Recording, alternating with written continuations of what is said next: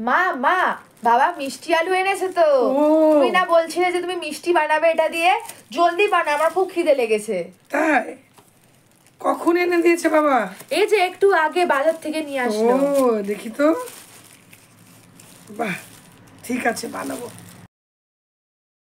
এই মিষ্টি আলু ডায়াবেটিস নিয়ন্ত্রণে সাহায্য করে, ওজন নিয়ন্ত্রণ করে, দৃষ্টিশক্তি বাড়ায়, হৃদযন্ত্র ও স্নায়ুর সুস্থতা বজায় রাখে, ত্বক আর চুল ভালো রাখে। মিষ্টি আলুতে থাকা ফাইবার কোলেস্টেরল কমাতে সাহায্য করে। প্রথমে এই মিষ্টি আলুকে পরিষ্কার করে ধুয়ে নিচ্ছি। তারপর প্রেসার কুকারে 2টো সিটি দিয়ে সেদ্ধ করে নেব। দেখুন খুব ভালো করে আমি ম্যাশ করে নিলাম।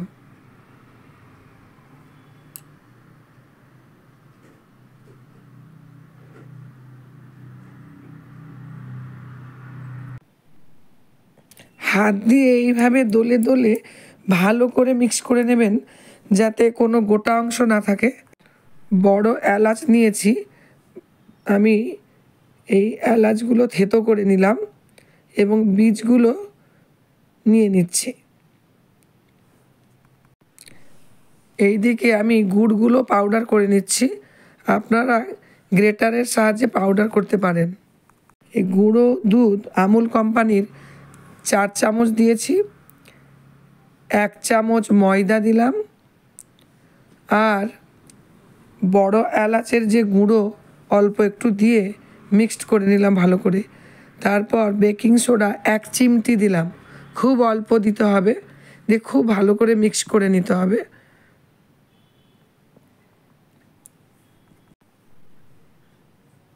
এই মিশ্রণটি অল্প অল্প দিয়ে এই মিষ্টি আলুর যে মেখে রেখেছি অল্প অল্প দিয়ে ভালো করে মেখে নিতে হবে, একবারে মিশিয়ে দিতে হবে, সবগুলোই দিয়ে দিতে হবে। মাখা হয়ে গেছে।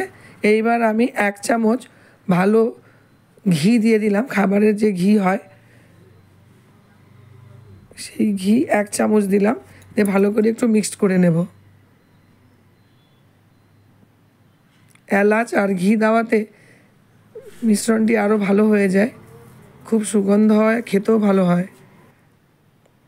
এইদিকে গুড়গুলো একটু গোটা গোটা ছিল, আমি একটি পাত্রে দিয়ে দিলাম। প্রায় 500 গ্রাম গুড় দিয়েছি। আমার 800 গ্রাম ছিল মিষ্টি আলু, আর 100 গ্রামের মতন চিনি দিয়েছি। চিনি না দিলেও হয়, গুড় দিয়ে বেশি স্বাস্থ্যকর। আপনারা শুধু চিনির সিরাপ দিয়েও করতে পারেন, আমি গুড় দিয়ে করেছি, অল্প একটু চিনি দিয়েছি। খেজুর গুড় হলে খুব ভালো হয়, আমার কাছে খেজুর গুড় ছিল না, এটি আখের গুড়। তার সাথে আমি সেই এলাচের যে পাউডার সেটি দিয়ে দিলাম। 7-8 মিনিট এইভাবে নেড়ে নিব, একটু জলের পরিমাণ বেশি ছিল।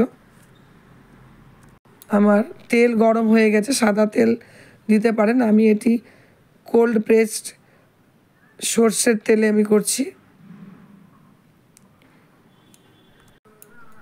এই যে লেচি কেটে নিচ্ছি আমি ছোট ছোট করে, আপনারা আপনাদের সাইজ অনুযায়ী করতে পারেন, ছোট বড় বিভিন্ন রকমের হবে।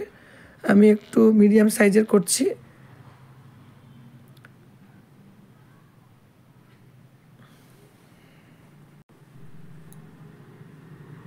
প্রথমে ছোট ছোট করে কেটে নিয়ে গোল করে নিতে হবে।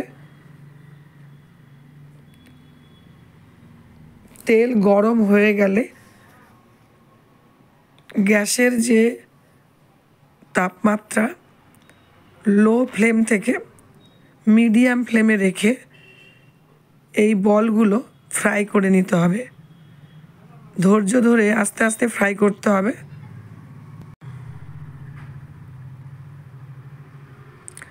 এই দিকে আমার এই সিরাপটি প্রায় হয়ে এসেছে।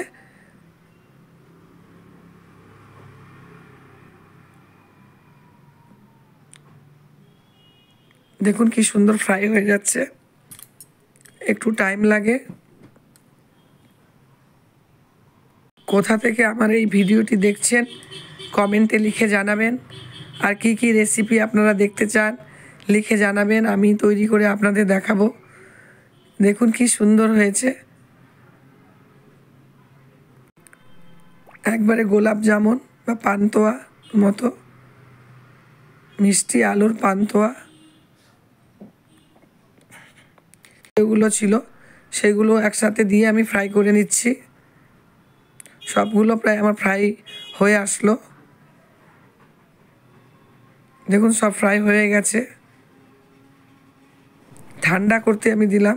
ঠান্ডা হয়ে যাওয়ার পর আমি এই সিরাপে সবগুলো দিয়ে দিলাম। দেখুন কিভাবে ভেসে উঠছে।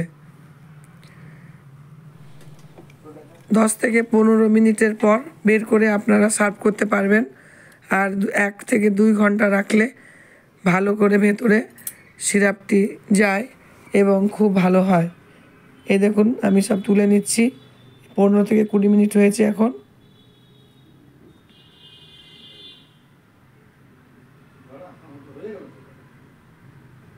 খেতে খুব ভালো হয়েছিল, দেখতেও খুব সুন্দর।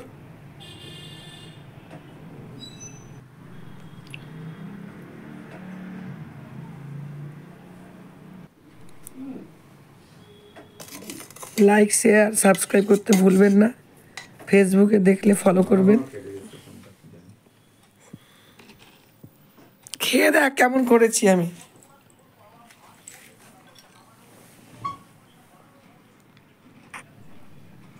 মেয়ে এসেছে, মেয়েকে খেতে দিয়েছি।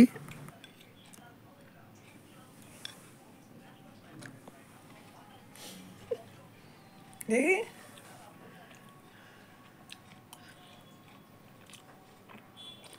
দারুণ হয়েছে, বুঝতে পারছেন না, আলু দিয়ে বানানো।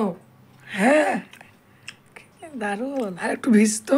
আরে বারবার কেটে যাচ্ছে কেন বোঝা যাচ্ছে না। ভালো লাগছে খেতে। খুব ভালো, খুব টেস্টি। পুরো বাজারের শোনো না, বলছি